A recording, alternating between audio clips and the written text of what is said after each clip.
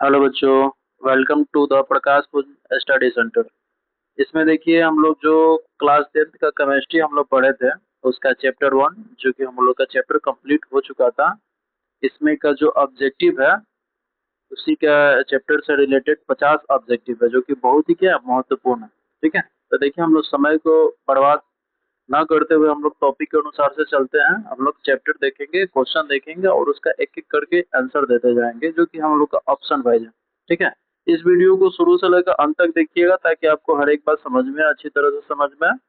ठीक है, और जहाँ भी जो भी आपको दिक्कत हो कमेंट जरूर कीजिएगा और अच्छा लगे तो शेयर कीजिएगा, एक दूसरे के पास भेजिएगा, कमेंट कीजिएगा, लाइक कीजिएगा, सब्सक्राइब कीजिएगा। इसके पहले वाला वीडियो में भी जो हम लोगों ने चैप्टर के बारे में पढ़े थे, ठीक है, उस पर भी ध्यान से देखिएगा जो चैप्टर वाइज हम लोगों ने बताया था। ठीक है, तो चलिए समय को बर्बाद करते बिना हम लोग टॉपिक के अनुसार से चलते हैं। इसमें देखिए क्वेश्चन नंबर हम लोग का 1 नंबर है कि Fe2O3 प्लस 2Ai है ना, यानी कि फेरस ऑक्साइड और साथ में हम लोग का अल्मुनियम, एल से क्या होता है अल्मुनिया होता है ना। तो जब ये दोनों का अभिक्रिया करता है तो उसके बाद से प्रतिफल इसमें बनेगा Al2O3 प्लस 2Fe, यानी कि अल्मुनियम ऑक्साइड और साथ में हमारा बनता है फेरस ऑक्साइड। ठीक है, फेरस ऑक्साइड बनेगा और बता रहा है कि ऊपर दी गई अभिक्रिया किस प्रकार की, यानी कि Fe2O3 ऑक्सीजन ऑक्साइड और साथ में हमारा अल्मुनियम का अभिक्रिया कराकर, ठीक है, इससे ये बता रहा है कि ये अभिक्रिया किस प्रकार की है। ठीक है, इसमें देखिए इसमें का अभिक्रिया आपका 1 नंबर का होगा, एक का इसमें हो जाएगा विस्थापन अभिक्रिया। ठीक है, ये वाला हो जाएगा, यानी कि बता रहा है कि फेरस ऑक्साइड और साथ में एल्युमिनियम, ठीक है, और इसके जब अभिक्रिया कराएंगे तो हमारा बनता है एल्युमिनियम ऑक्साइड और साथ में हमारा फेरस बनता है। ठीक है, तो ये हमारा एक प्रकार का क्या है विस्थापन अभिक्रिया है। ठीक, इसके बाद से हम लोग चलते हैं दूसरा क्वेश्चन। देखिए दूसरा है कि शोषण किस प्रकार की रासायनिक अभिक्रिया है। जो शोषण हमारा है ये किस प्रकार की रासायनिक अभिक्रिया है। ठीक है, देखिए तो इसमें हमारा ऑप्शन 1 में दिया है उपचयन, या इसको हम लोग ऑक्सीकरण भी बोलते हैं। 2 नंबर में है संयोजन और 3 नंबर में है अपचयन और 4 नंबर में है उष्माशोषी। ठीक है, तो इसमें से आपका ऑप्शन हो जाएगा ऑप्शन नंबर 1, यानी कि उपचयन। ठीक है, इसी तरह हम लोग नेक्स्ट क्वेश्चन चलेंगे जो कि तीसरा नंबर है। लौह चूर्ण पर तनु हाइड्रोक्लोरिक अम्ल डालने से क्या होता है ना। लौह चूर्ण यानी कि जो लोहा का जो चूर्ण होता है उससे बता रहा है कि तनु हाइड्रोक्लोरिक अम्ल यानी कि जो एसिड होता है जिसे हम लोग तेजाब कहते हैं ना, इसकी मात्रा डालने से क्या होता है। तो ऑप्शन 1 में दिया है कि हाइड्रोजन गैस एवं आयरन क्लोराइड बनता है, और दूसरा बता रहा है कि क्लोरीन गैस एवं आयरन हाइड्रोक्साइड बनता है, और तीसरा में बता रहा है कि कोई अभिक्रिया नहीं होता, और चौथा में है कि आयरन लवण एवं जल बनता है। तो इसका ऑप्शन आपका हो जाएगा 1। ठीक है, इसका 1 हो जाएगा। उसके बाद से आगे हम लोग चलेंगे नेक्स्ट क्वेश्चन। नेक्स्ट क्वेश्चन में हमारा बता रहा है कि देखिए नेक्स्ट क्वेश्चन है हमारा किसी अभिक्रिया में भाग लेने वाले पदार्थों को क्या कहते हैं ना, यानी कि जो अभिक्रिया में भाग लेता है। ठीक है, तो जो अभिक्रिया में भाग लेता है तो उसे हम लोग सिंपल सा बात में हम लोगों ने पिछले वाला एक चैप्टर में जाना था कि जो पदार्थ अभिक्रिया में भाग लेगा उसे हम लोग क्या कहेंगे अभिकारक कहेंगे। ठीक है, तो इसका आपका ऑप्शन नंबर हो जाएगा बी। ठीक है, देखिए यानी कि जो भी पदार्थ आपका अभिक्रिया में भाग लेगा ना, जैसे कि हम लोग को यहाँ पे एक उदाहरण यहाँ पे समझते हैं, जैसे कि C+O2, ठीक है, मिलकर बनेगा आपका CO2। ठीक है, यानी कि यहाँ पे जो C+O2 ये जो आपका है ये आपका हो जाएगा अभिक्रिया। ठीक है, और ये वाला जो आपका O2 है ये आपका बनेगा प्रतिफल। ठीक है, प्रतिफल बनेगा। देखिए ये वाला आप समझ गए। उसके बाद से हम लोग इसी तरह नेक्स्ट क्वेश्चन चलेंगे। देखिए नेक्स्ट क्वेश्चन हमारा है कि समीकरण CaCO3 यानी कि कैल्शियम कार्बोनेट है ना, कैल्शियम कार्बोनेट को उष्मा की उपस्थिति में अगर इसका अभिक्रिया कराते हैं तो हमारा CaO यानी कि कैल्शियम ऑक्साइड, जो कि हमारा यहाँ पे एस लगे यानी कि ठोस है, और उसके बाद से CO2 यानी कि हमारा गैस है ना, ये बता रहा है कि कैल्शियम कार्बोनेट को उष्मा की उपस्थिति में जब अभिक्रिया कराते हैं तो हमारा कैल्शियम ऑक्साइड और साथ में हमारा कार्बन डाइऑक्साइड गैस प्राप्त होता है। ये पूछ रहा है कि किस प्रकार का समीकरण है, ठीक है। तो इसमें इसका समीकरण के बारे में हम लोग जानेंगे। तो ये आपका समीकरण हो जाएगा ए यानी कि वियोजन अपघटन अभिक्रिया, ठीक है। इसके बाद से नेक्स्ट हम लोग क्वेश्चन चलेंगे। नेक्स्ट क्वेश्चन है कि सब्जियों का विघटित होकर कंपोस्ट बनाना किस प्रकार की अभिक्रिया का उदाहरण है ना। अब जैसे कि देखिएगा जितना भी प्रकार का कचरा है, जैसे कि गोबर गैस हो गया है ना, ये सभी चाहे सब्जी का जो भी कचरा है, इस सभी को हम लोग क्या करते हैं, सड़ा गला कर इससे कंपोस्ट बनाया जाता है। कंपोस्ट एक प्रकार का क्या प्राकृतिक खाद है ना, जिससे कि मिट्टी में क्या होता है, इसकी गुणवत्ता बनती रहती है ना। तो ये पूछ रहा है कि ये सब्जियों का विघटित होकर कंपोस्ट बनाना किस प्रकार की अभिक्रिया यानी कि कौन सा अभिक्रिया है ना। तो इसका अभिक्रिया आपका हो जाएगा बी, ठीक है, बी इसका हो जाएगा। उसके बाद से चलेंगे नेक्स्ट क्वेश्चन। रासायनिक अभिक्रिया के दौरान किस पदार्थ में ऑक्सीजन का योग क्या कहलाता है ना, यानी कि रासायनिक अभिक्रिया के दौरान किसी पदार्थ में ऑक्सीजन का योग, यानी कि जब रासायनिक अभिक्रिया कराएंगे जब उसमें ऑक्सीजन योग होना मतलब उसमें जब ऑक्सीजन जुड़ेगा तो ये कौन सा अभिक्रिया हमारा कहलाएगा है ना। तो जो कि 7वां नंबर हमारा क्वेश्चन है, इसका आपका आंसर हो जाएगा बी, उपचयन, ये वाला, ठीक है। उसके बाद से नेक्स्ट क्वेश्चन चलेंगे, 8 नंबर क्वेश्चन। 8 नंबर में बता रहा है कि रासायनिक अभिक्रिया के दौरान किसी पदार्थ में ऑक्सीजन का ह्रास क्या कहलाता है, यानी कि रासायनिक अभिक्रिया के दौरान जब उसमें ऑक्सीजन का ह्रास होगा यानी कि कमी होगा, वो कौन सा अभिक्रिया हमारा कहलाएगा। तो इसका आपका हो जाएगा ऑप्शन बी हो जाएगा, अपचयन, ठीक है। उसके बाद से नेक्स्ट क्वेश्चन हम लोग चलेंगे। नेक्स्ट क्वेश्चन है संगमरमर का रासायनिक सूत्र। ये जो संगमरमर है ना, यानी कि संगमरमर का, ये जो संगमरमर है इसका रासायनिक सूत्र क्या होता है, ठीक है, संगमरमर का रासायनिक सूत्र। तो आप ऑप्शन ए में दिया है CaCO3, ऑप्शन बी में है MgCO3 यानी कि मैग्नीशियम कार्बोनेट है ना। उसके बाद से CaHCO3 × 2, उसके बाद से है MgHCO3 × 2 है ना। तो इसका ऑप्शन हो जाएगा ऑप्शन नंबर ए है ना, CaCO3 यानी कि कैल्शियम कार्बोनेट, ठीक है। उसके बाद से अगला क्वेश्चन है हमारा है,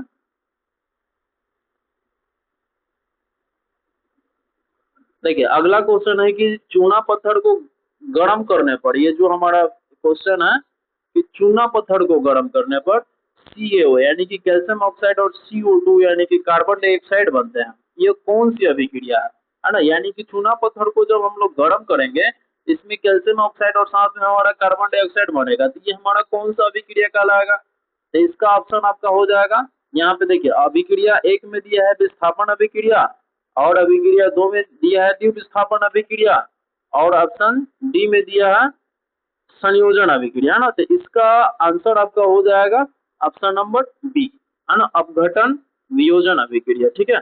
इसके बाद से हम लोग नेक्स्ट क्वेश्चन चलेंगे। नेक्स्ट क्वेश्चन हमारा 11 नंबर क्वेश्चन है कि मैग्नीशियम फीते को वायु में जलाने पर किस रंग की लौ उत्पन्न होता है ना, यानी कि जो मैग्नीशियम हमारा फीता होता है उसको जब जलाएंगे तो कैसा लौ यानी होता आग है ना, उस आग का कलर कैसा होगा, ठीक है। तो मैग्नीशियम फीता का जो होता है उसको जलाने पर वो क्या होता है, चमकदार चमकदार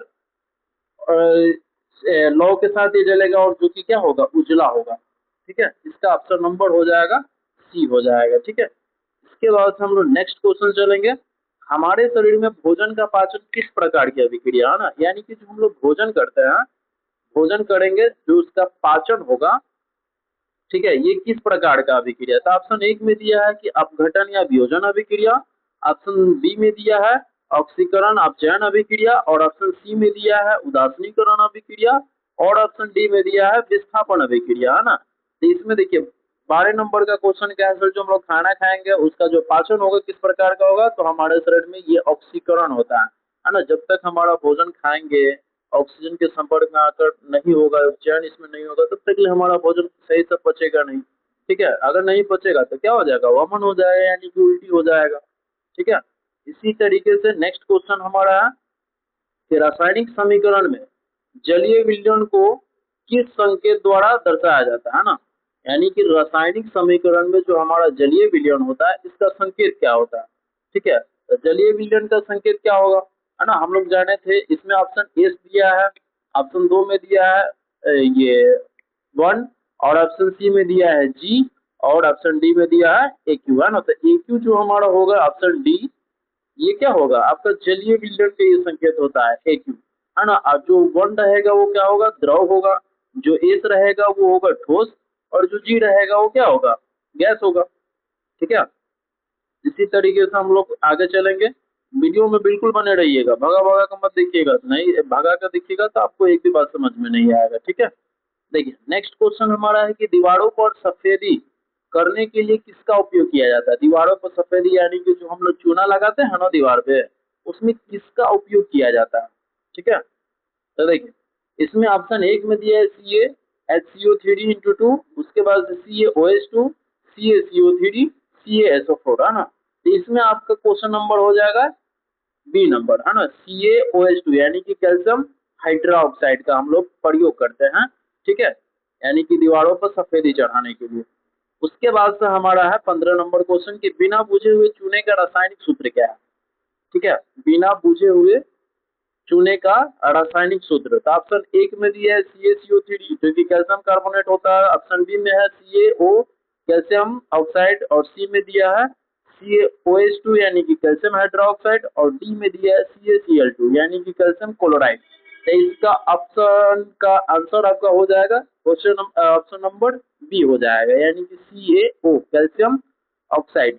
ठीक है, इसके बाद से नेक्स्ट क्वेश्चन हमारा है कि जब तांबे की प्लेट को गर्म किया जाता है तो उस पर काली परत चढ़ जाती है, यह काली परत किसकी है ना। यानी कि जब हम लोग तांबा को गर्म करेंगे ना तो उस पर करिया करिया क्या होता है, परत एगो बैठ जाता है। तो वही पूछ रहा है कि वो परत किसकी है।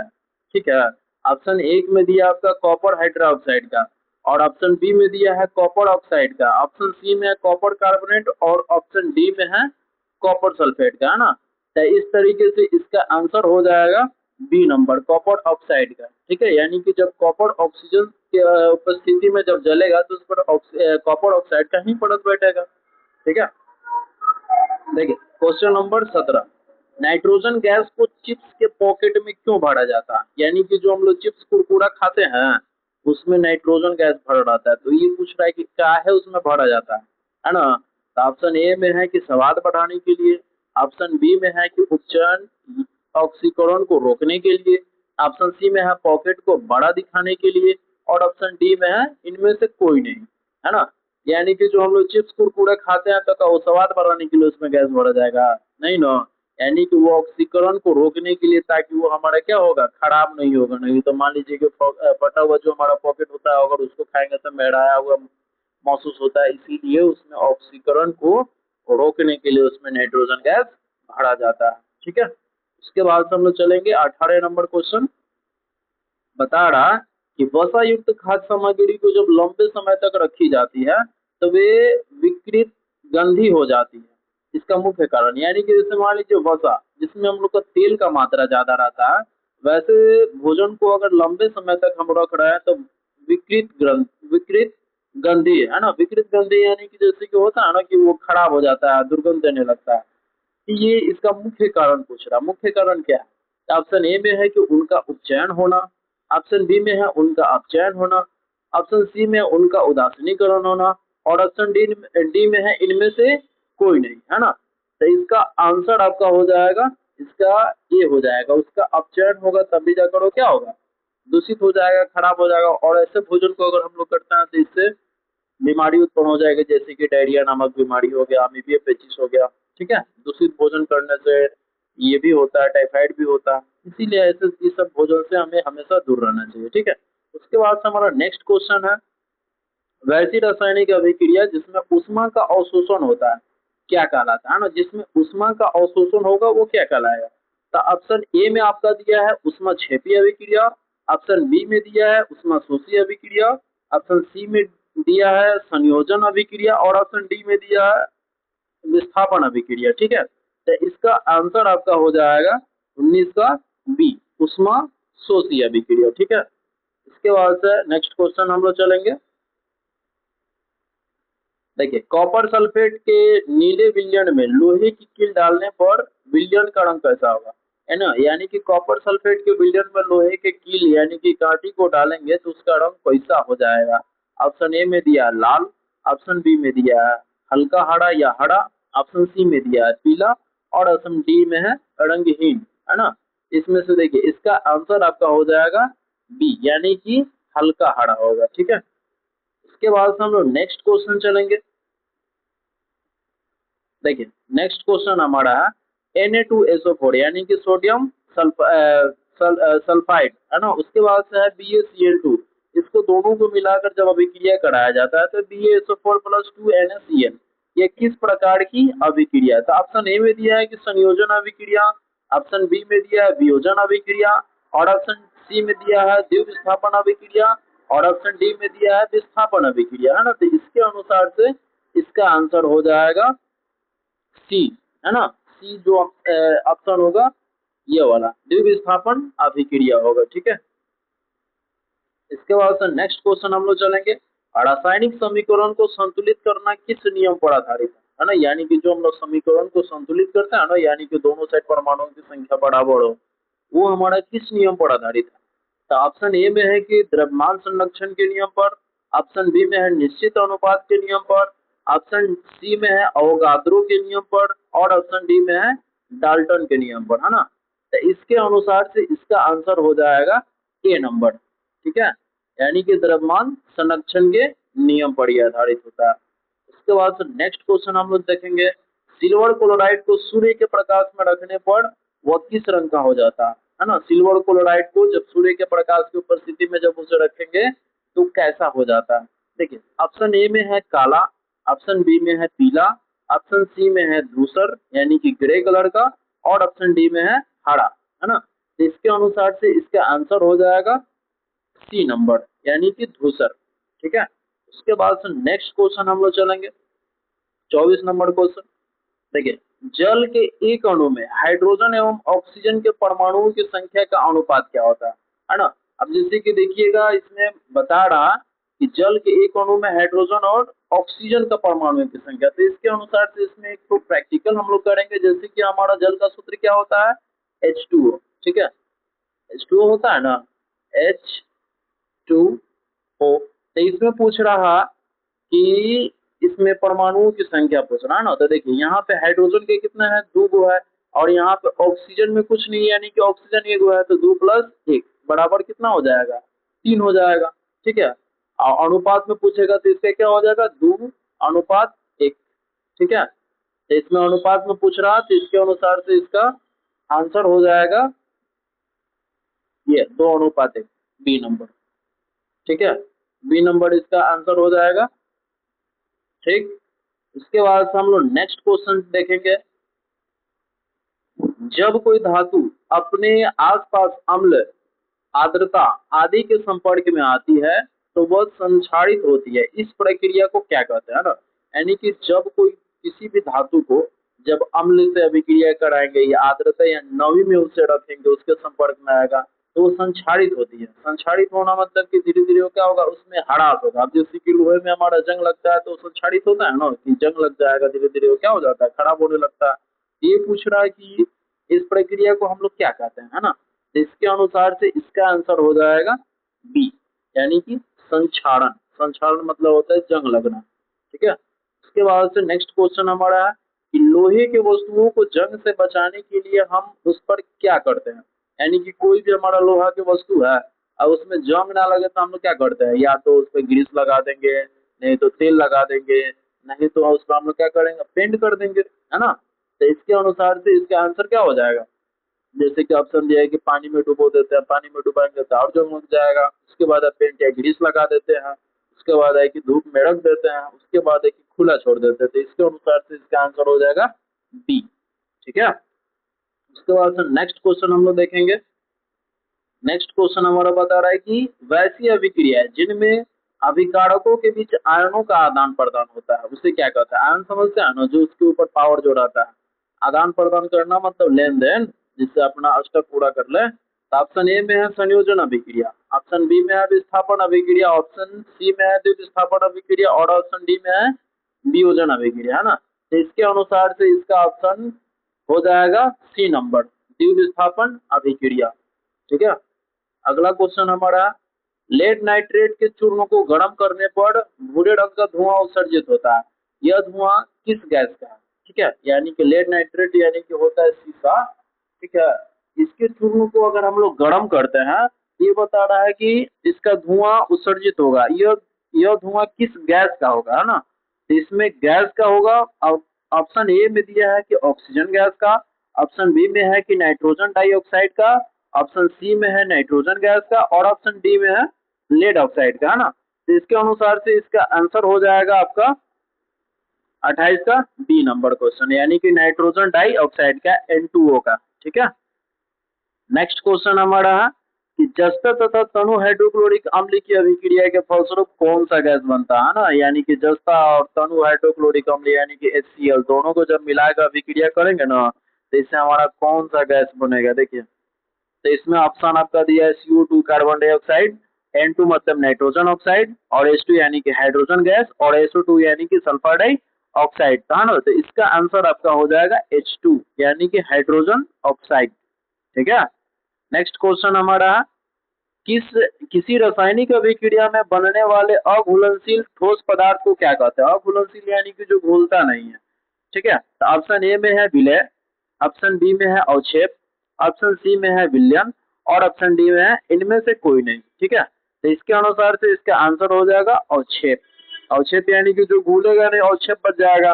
अवक्षेप अब किसे कहते हैं? अब जैसे कि देखिएगा, हम लोग को जो दूध से मक्खन निकालता है ना, मक्खन ठोस के रूप में निकलता है, वही क्या होता है? अवक्षेप होता है। ठीक है, उसके बाद से नेक्स्ट क्वेश्चन हमारा है कि जिस अभिक्रिया में अवक्षेप का निर्माण होता है उसे क्या कहा जाता है?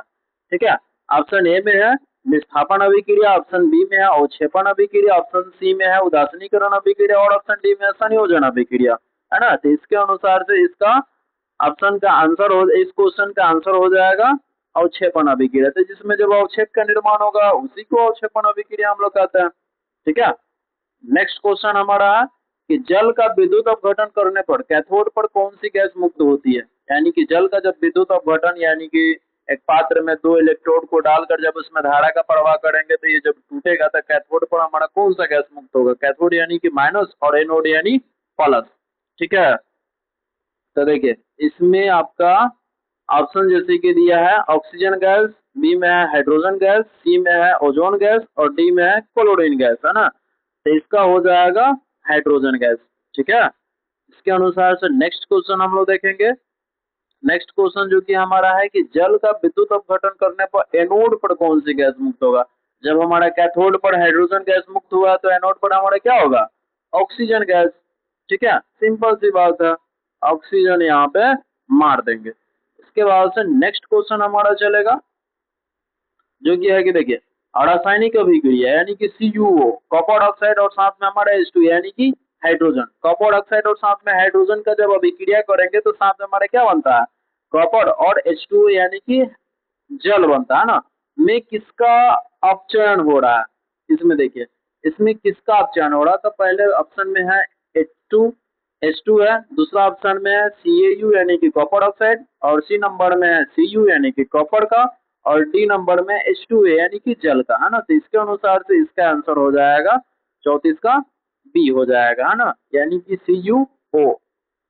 नेक्स्ट क्वेश्चन हम लोग देखेंगे 35 नंबर जो कि क्वेश्चन है, निम्न में से कौन सा पदार्थ सूर्य के प्रकाश के प्रभाव से अपघटित हो जाता है ना, यानी कि सूर्य के प्रकाश की उपस्थिति में कौन सा पदार्थ अपघटित हो जाएगा? NaCl यानी कि सोडियम क्लोराइड, KCl यानी पोटेशियम क्लोराइड, AgBr यानी कि सिल्वर ब्रोमाइड, HCl यानी कि हाइड्रोक्लोरिक अम्ल, है ना। इसमें से आपका ऑप्शन हो जाएगा सी नंबर हो जाएगा AgBr यानी कि सिल्वर ब्रोमाइड। ठीक है। नेक्स्ट क्वेश्चन हमारा है कि चूने के पानी में अत्यधिक CO2 गैस प्रवाहित करने पर उसका रंग कैसा हो जाता है। यानी कि चूना के पानी में जैसे ही हम लोग कार्बन डाइऑक्साइड गैस को प्रवाहित करेंगे तो क्या हो जाता है, दुधिया रह जाता है, दुधिया, है ना। ऑप्शन ए में बता रहा है जैसे कि दुधिया गायब होकर साफ हो जाता है, बी में है कि गहरा नीला हो जाता है और सी में है पीला हो जाता है, ऑप्शन डी में है दुधिया ही रहता है। तो ये ऑप्शन डी हो जाएगा, दुधिया रहता है ना। देखिए इसके बाद से नेक्स्ट क्वेश्चन हम लोग चलेंगे ग्लूकोज का। देखिए हम लोग का नेक्स्ट क्वेश्चन है ग्लूकोज का रासायनिक सूत्र निम्नलिखित में से कौन है ना। इसमें ग्लूकोज का सूत्र बताना है, ठीक है।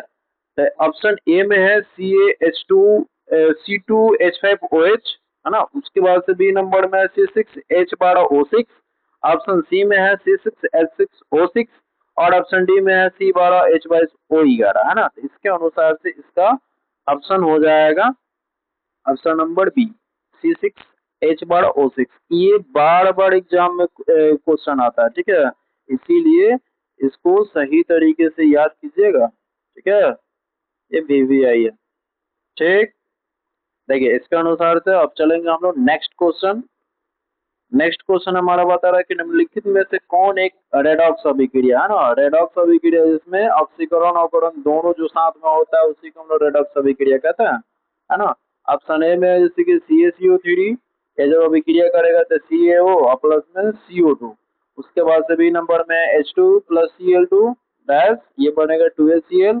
उसके बाद से है CaO प्लस 2HCl, ये डैश होकर बनेगा CaCl2 प्लस H2O। और उसके बाद से डी नंबर में है NaOH, यानी कि सोडियम हाइड्रोक्साइड और साथ में हमारा H2O HCl, sorry HCl dash देकर ये बनेगा NaCl प्लस H2, है ना। तो इसके अनुसार से इसका आंसर हो जाएगा बी, यानी कि H2 plus Cl2 dash 2HCl, ठीक है। ये हमारा रेडॉक्स अभिक्रिया है। ऐसे ऐसे क्वेश्चन बिहार बोर्ड के एग्जाम में 10वीं में बार बार पूछता है, जो कि बच्चा सब देखेगा पता नहीं घबरा जाता है। आप जिसको संकेत सभी क्या मालूम नहीं होगा वो कैसे बता पाएगा। इसीलिए केमिस्ट्री पढ़ने से पहले इसका संकेत बहुत जरूरी है और उसका परमाणु संख्या, ठीक है। देखिए नेक्स्ट क्वेश्चन। नेक्स्ट क्वेश्चन हमारा है कि क्लोर क्षार प्रक्रिया में कौन सी गैस मुख्य उत्पाद के रूप में निकलती है ना। यानी कि क्लोर क्षार, क्षार हमारा क्या है जो कि स्वाद में कड़वा हो। जब क्लोर क्षार का प्रक्रिया में जब अभिक्रिया कराया जाएगा तो इससे कौन सा गैस का उत्पादन होगा, ठीक है। ऑप्शन ए में है Cl2 और H2, ऑप्शन बी में है O2 और H2, ऑप्शन सी में है CO2 और Cl2, ऑप्शन डी में है N2 और H2, है ना। तो इसके अनुसार से इसका आंसर आपका हो जाएगा ए नंबर, यानी कि Cl2 और H2, यानी कि क्लोरीन और हाइड्रोजन गैस, ठीक है। इसके बाद से नेक्स्ट क्वेश्चन हमारा चलता है संक्षारण के कारण तांबे पर किस रंग की परत बैठती है। संक्षारण, जब तांबा का संक्षारण होगा ना तो इस पर किस रंग का परत बैठ जाता है ना। तो जैसे देखिएगा कि तांबे का जो लोटा वोटा घर में यूज किया जाता है पूजा पाठ में, तो जब उसको ऐसे ही छोड़ दिया जाता है तो उस पर कौन सा परत बैठ जाता है ना। तो ए नंबर में है काली परत, बी नंबर में है हरी परत, सी नंबर में है भूरी परत और डी नंबर में है पीली परत, है ना। तो इसमें आपका ऑप्शन हो जाएगा बी, हरा हरा उस पर परत बैठ जाता है, ठीक है। देखिए उसके बाद से नेक्स्ट क्वेश्चन हमारा है जो कि 41 है। चांदी के बर्तनों या आभूषणों का हवा में खुला रहने पर काला होना किस यौगिक के बनने के कारण। आप जैसे कि सोना चांदी के हम लोग सिकड़ी अंगूठी सब पहनते हैं ना, या जैसे कि गले में का हो गया, ठीक है। तो इसमें इसको जब खुला छोड़ देंगे तो ये काला हो जाता है, ठीक है। ये बता रहा है कि काला हो जाएगा तो इसमें किस यौगिक के बनने के कारण वो क्या होता है, काला हो जाता है। तो ऑप्शन ए में AgO यानी कि सिल्वर ऑक्साइड, उसके बाद से AgS, उसके बाद है सी नंबर में AgCl और डी नंबर में AgNO3, है ना। तो इसके अनुसार से इसका ऑप्शन का आंसर हो जाएगा बी नंबर AgS, है ना। सिल्वर ऑक्साइड हो जाएगा, ठीक। उसके बाद से नेक्स्ट क्वेश्चन हमारा है ना। ये वाला तो हम लोग क्वेश्चन जाने थे, फिर से देखते हैं। चिप्स निर्माता पैकेट में ऑक्सीजन हटाकर उसके उसमें कौन सी कम सक्रिय गैस बढ़ता है ना। ऑक्सीजन को हटाकर उसमें कौन सा सक्रिय गैस बढ़ेगा। ऑप्शन ए में है हीलियम, ऑप्शन बी में नाइट्रोजन, ऑप्शन सी में हाइड्रोजन और ऑप्शन डी में आर्गन, है ना। इसमें क्या होता है इसमें भरा जाता है नाइट्रोजन गैस, यानी कि जो चिप्स कुरकुरा हम लोग खाते हैं उसमें नाइट्रोजन गैस भरा रहता है। ठीक। उसके बाद से नेक्स्ट क्वेश्चन हमारा है कि काली चूना पर जब जल डाला जाता है तब कैसी अभिक्रिया होता है। जो काला चूना होगा ना उसमें जैसे हम लोग जल से अभिक्रिया कराएंगे तो वो बता रहे हैं कि कौन सी अभिक्रिया होगा, है ना।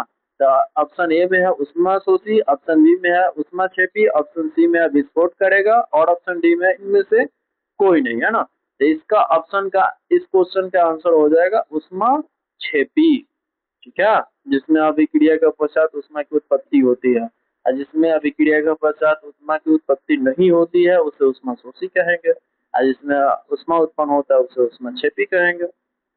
देखिए नेक्स्ट क्वेश्चन है कि बाजार में बिकने वाले चिप्स की थैली में ऑक्सीजन निकालकर भरी जाने वाली गैस कौन है ना। तो इसमें बताइए कौन सा इसमें गैस भरा जाता है ना। ये क्वेश्चन हम आप लोग पर छोड़ते हैं क्योंकि एक से दो बार ये क्वेश्चन इसमें बार बार रिपीट किया है ना। इसका जवाब जो होगा आप लोग कमेंट में दीजिएगा। ठीक है।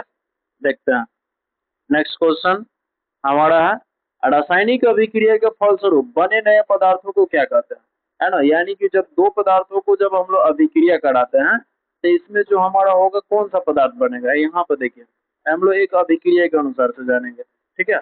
अब जैसे कि इसमें अभिक्रिया को ले लेते हैं सी प्लस O2 यानी कि कार्बन और ऑक्सीजन, तो ये मिलकर क्या बनेगा CO2, है ना। तो इधर वाला हमारा होता है अभिकारक होता है।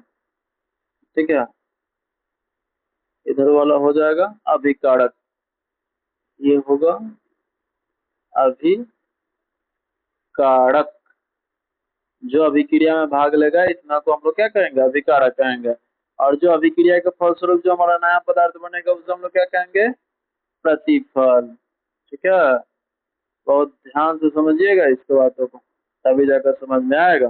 ठीक है। इसके बाद से देखिए तो इसके अनुसार से इस क्वेश्चन का आंसर क्या हो जाएगा आपका, इसका बी नंबर हो जाएगा उत्पाद या प्रतिफल। ठीक है। चलिए नेक्स्ट क्वेश्चन हम लोग देखते हैं 46 नंबर। शरीर में भोजन का पचना किस प्रकार की अभिक्रिया। ठीक है। यानी कि जो हम लोग खाना खाते हैं उसका शरीर में जो भोजन का पाचन होता है वो हमारे किस प्रकार का अभिक्रिया। तो इसका ऑप्शन आपका है वियोजन या अपचयन अभिक्रिया और बी नंबर में विस्थापन अभिक्रिया, सी नंबर में अधिविस्थापन और डी नंबर में है संयोजन। तो इसका आपका क्वेश्चन का आंसर हो जाएगा ए नंबर वियोजन या उपचयन अभिक्रिया। ठीक है। नेक्स्ट क्वेश्चन हम लोग देखते हैं उपचयन अपचयन अभिक्रिया को और किस नाम से जाना जाता है ना। तो उपचयन अपचयन अभिक्रिया हम पीछे पता है ना कि जिसमें उपचयन अपचयन अभिक्रिया दोनों हमारा साथ साथ होता है उसी को हम लोग क्या कहते हैं रेडॉक्स अभिक्रिया कहते हैं। तो बिना समय को गवाए हुए हम लोग सीधा इसको मार देते हैं ऑप्शन नंबर बी। ठीक है। इसके बाद से नेक्स्ट क्वेश्चन हमारा है मैग्नीशियम रिबन को जलाने से पहले साफ क्यों किया जाता है ना। यानी कि मैग्नीशियम रिबन को जलाने से पहले उसको धुलकर जो मिट्टी उट्टी होता है उस सभी को साफ कर दिया जाता है। तो वही पूछ रहा है कि क्यों साफ किया जाता है ना। तो इसका ऑप्शन ए में है कि उसे चमकीला बनाने के लिए, ऑप्शन बी में मैग्नीशियम ऑक्साइड की सुरक्षात्मक परत को हटाने के लिए, ऑप्शन सी में है नमी दूर करने के लिए और ऑप्शन डी में है इनमें से कोई नहीं, है ना। तो इसका आंसर आपका हो जाएगा बी मैग्नीशियम ऑक्साइड की सुरक्षा परत को हटाने के लिए, इसीलिए उसको साफ किया जाता है। ठीक है। नेक्स्ट क्वेश्चन हमारा है संतुलित रासायनिक समीकरण में दोनों ओर किसकी संख्या समान होती है। ठीक है। अणु होगा, पहला अणु है, दूसरा है परमाणु की और तीसरा आयनों की और चौथा है इनमें से कोई नहीं, है ना। तो इसमें हमेशा क्या रहता है परमाणुओं की संख्या समान होनी चाहिए संतुलित रासायनिक समीकरण में। ठीक। इसके बाद नेक्स्ट क्वेश्चन हमारा है प्रकाश रासायनिक अभिक्रिया का एक उदाहरण है ना। तो हम लोग जानते हैं कि जो प्रकाश की उपस्थिति में घटित होता है उसे प्रकाश रासायनिक अभिक्रिया कहते हैं। तो इस क्वेश्चन का आंसर आप लोग कमेंट में दीजिएगा, है ना, ताकि हम भी जाने कि हमारी बातों को कितना ध्यान से सुना जा रहा। ठीक है।